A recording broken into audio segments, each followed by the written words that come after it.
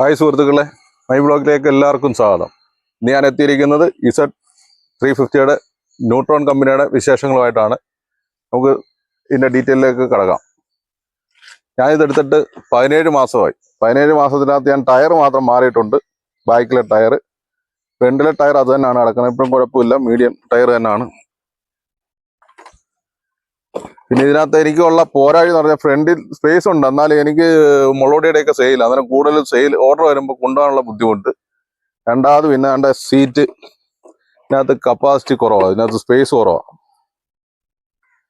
ഇതൊരു പോരാഴിയാണ് എനിക്ക് തോന്നിയത്. അല്ല വണ്ടിക്കകത്ത് യാതൊരു ബുദ്ധിമുട്ടുമില്ല. ഇതുവരെ ഓടിയിരിക്കുന്ന കിലോമീറ്റർ എന്ന് പറഞ്ഞാൽ 33,800 കിലോമീറ്റർ ഓടിയിട്ടുണ്ട്. പിന്നെ ഇതിൻ്റെ ലൈറ്റിനെ പറ്റി പറയണ, ലൈറ്റ് കുഴപ്പമില്ലാത്തൊരു LED ലൈറ്റ് തന്നെയാണ്, നല്ല അത്യാവശ്യം പ്രകാശമുള്ള ലൈറ്റ് തന്നെയാണ്.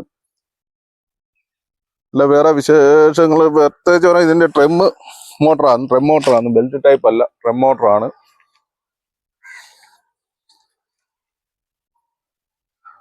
വരുന്നത് ട്രെം ബ്രേക്കാണ്, 10 ഇഞ്ച് സൈസാണ് ടയർ. പിന്നെ വരുന്നതിന്റെ ഫ്രണ്ട് വരുന്നത് ഡിസ്ക് ബ്രേക്കാണ്. ഫ്രണ്ട് വരുന്ന ഡിസ്ക് ബ്രേക്കാണ്. 37,700 കിലോമീറ്റർ ഓടിയെങ്കിലും ഡിസ്ക് ഇപ്പോഴും ആവറേജ് ഉണ്ട്. ഫ്രണ്ട് ടയർ വരുന്നതും 10 സൈസ് തന്നെയാണ്. പിന്നെ ഇതിന്റെ ബോഡി എന്ന് പറഞ്ഞാൽ ബോഡിയും ഫൈബറാണ് വരുന്നത്. പിന്നെ ഇത് ഞാൻ എടുത്തപ്പോൾ ലിഥിയം ബാറ്ററി ആയിരുന്നു. ലിഥിയം ബാറ്ററിക്ക് അന്ന് 80,000 രൂപയായിരുന്നു. ലെഡ് ആസിഡ് ആണെങ്കിൽ 62 രൂപ പറഞ്ഞത്. ഞാൻ ലിഥിയം ബാറ്ററി എടുത്തത്. ലിഥിയം ബാറ്ററി ആകുമ്പോൾ 90 മൈലേജാണ് പറഞ്ഞത്. ലെഡ് ആസിഡ് ആകുമ്പം 50 പറഞ്ഞത്. അതാണ് ഞാൻ ലിഥിയം തന്നെ എടുത്തത്. എനിക്ക് അത്യാവശ്യം ലോക്കൽ ഓട്ടോ ഒരുപാടുണ്ടായിരുന്നു, അതുകൊണ്ട് ലിഥിയം തന്നെ ഞാൻ എടുത്തത്. പിന്നെ ഇതിനകത്ത് പറയുകയാണെങ്കിൽ 25 കിലോമീറ്റർ സ്പീഡേ ഉള്ളൂ, അത് പറയാൻ മറന്നുപോയി. പിന്നെ ഹെൽമെറ്റ് നിർബന്ധമില്ല, അവരവരുടെ സേഫ്റ്റി, അവരവർക്ക് സുരക്ഷയ്ക്ക് വേണ്ടി ഹെൽമെറ്റ് വെക്കുന്നതെന്നല്ല എന്നും ആരും നിർബന്ധിക്കത്തില്ല വെച്ചില്ലെങ്കിലും. പിന്നെ ലൈസൻസ് വേണമെന്നില്ല. 25 കിലോമീറ്റർ സ്പീഡേ ഉള്ളൂ. അത്യാവശ്യം കുഴപ്പമില്ല. എനിക്ക് സെയിലിന്റെ പരിപാടിയാണ്ട് എനിക്കിത് മുതലാക്കാൻ പറ്റി.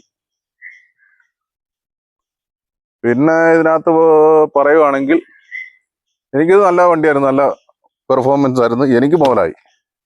ഇനിയിപ്പോൾ ഞാൻ ഇതിനേക്കാൾ സ്പേസ് കൂടിയൊരു വണ്ടി എടുക്കുന്നുണ്ട്, അതിന്റെ ഡീറ്റെയിൽ ആയിട്ട് ഞാൻ പിന്നെ വരുന്നുണ്ട്. അതുകൊണ്ട് ഇതെനിക്ക് കൊടുക്കാൻ എനിക്കോ എൻ്റെ വൈഫിനോ ഒട്ടും താല്പര്യമില്ലായിരുന്നു. പിന്നെ ഇത് ഇപ്പോൾ കൊടുക്കേണ്ട ഒരു സാഹചര്യം വന്നു. അതുകൊണ്ട് ഞാൻ ഇത് കൊടുത്തിട്ട് ഞാനിപ്പോൾ വേറൊരു വണ്ടി എടുക്കുന്നുണ്ട്. അതിന്റെ ഡീറ്റെയിൽ വീഡിയോ ഞാൻ പിന്നെ വരുന്നുണ്ട്. അത് എവിടുന്ന എടുത്തതെന്നും. ഞാൻ കായംകുളത്തു നിന്നാണ് എടുത്തത്. പിന്നെ ഇന്ന് ക്യാമറമാൻ പ്രിയങ്ക മാറി.